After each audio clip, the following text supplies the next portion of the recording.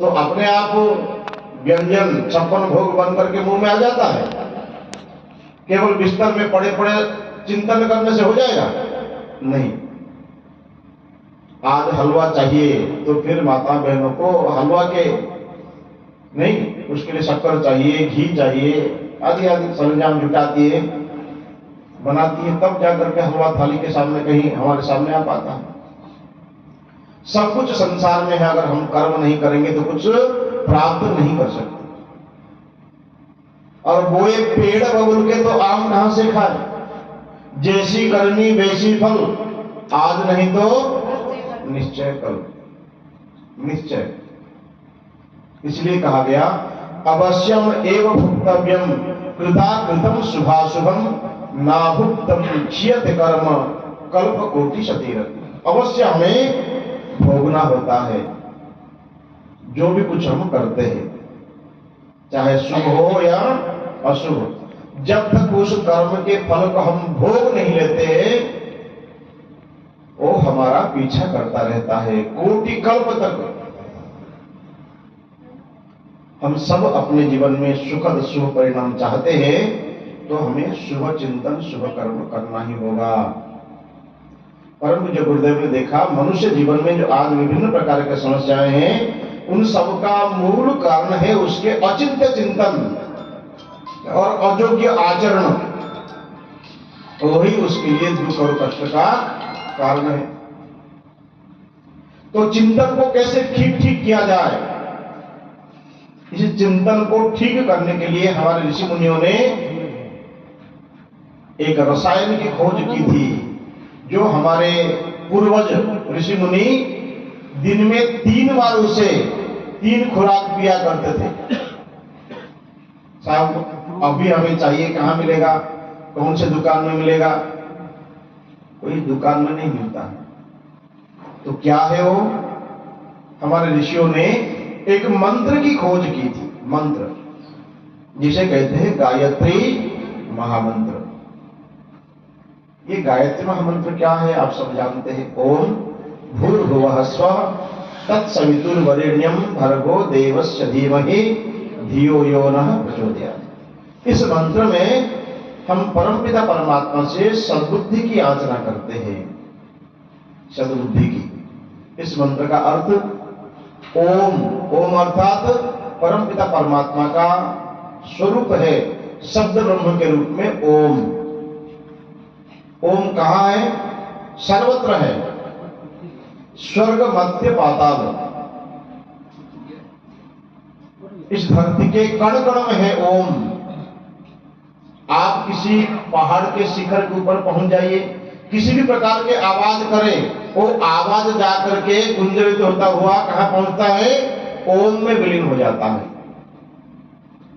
और किसी खाई के अंदर चले जाइए, कोई आवाज करिए, वो आवाज भी प्रतिध्वनित होता हुआ ओम में विलीन हो जाता है। और किसी मैदानी इलाके में जाकर के किसी प्रकार की आवाज करिए, वो आवाज भी ओम में विलीन हो जाता है।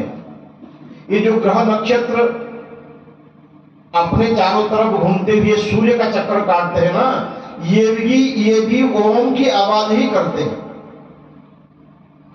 ये ओंकार नाद समग्र विश्व ब्रह्मांड में सर्वत्र व्याप्त है। हम मंदिर जाते हैं, घंटी बजाते हैं। मंदिर में घंटी क्यों लगा गया है? कि लोग जैसे ही घंटी बजाते हैं, वो घंटा का आवाज गुंजरित होता हुआ ओम में विलीन हो जाता है। ओम में ये ओम परमपिता परमात्मा का स्वरूप नाद ब्रह्म के रूप में सर्वत्र विद्यमान है। कहां कहां है? भूर्भुवः स्वः स्वर्ग मर्त्य पाताल। इसे त्रिदेव भी कहते हैं, ब्रह्मा विष्णु महेश, ह्रीं श्रीं क्लीं सत्व रज तम, सर्वत्र ओम का अस्तित्व विद्यमान है। गायत्री महामंत्र ये कहता है ओम सर्वत्र विद्यमान है। और कौन है, किस रूप में है? तत् ओम भूर्भुवः स्वः तत्, वह परमात्मा। वो कौन है? वो है सविता। तत् सवितुः वरेण्यम, सविता कौन है? कहते हैं ग्रह और उसके मुखिया को लेकर के एक मंडल बनता है जिसका नाम है सौर मंडल, और कई करोड़ सौर मंडल को लेकर के एक मंडल बनता है जिसका नाम है निहारिका मंडल।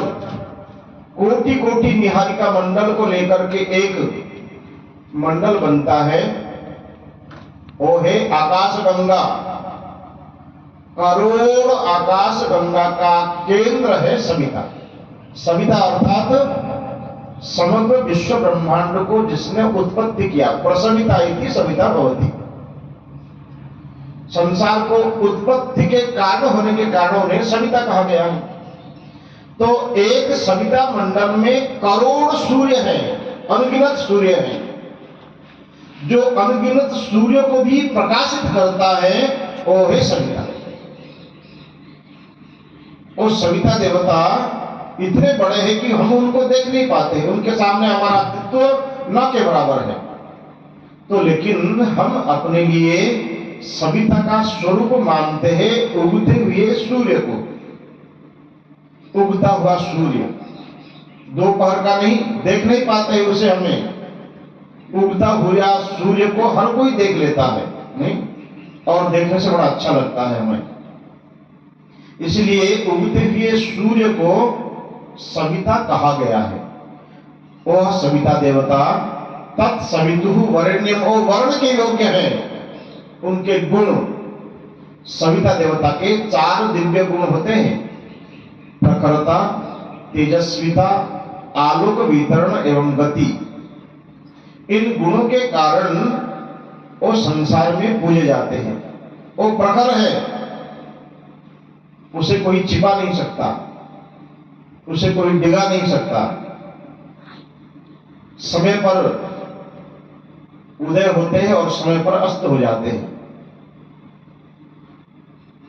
तेजस्विता, उनके उगते ही, उदय होते ही वातावरण में एक प्राण चेतना का संचार हो जाता है, नहीं?